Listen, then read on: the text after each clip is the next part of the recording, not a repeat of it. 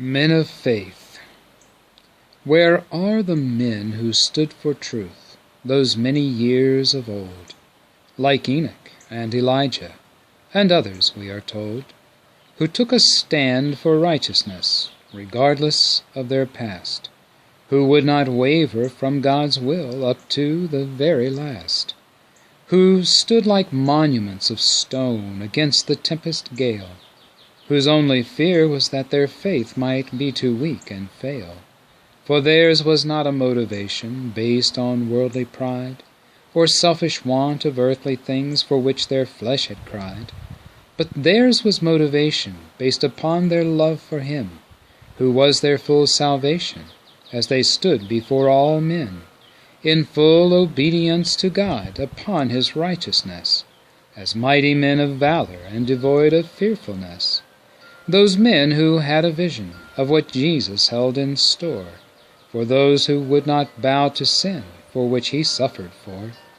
but chose instead to likewise walk that path of suffering, if by their own self-sacrifice their Master they might bring.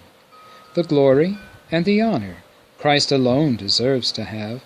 for being our Creator and for walking Calvary's path, to die a man among all men, God's perfect sacrifice, to wipe away our sinfulness and every worldly vice.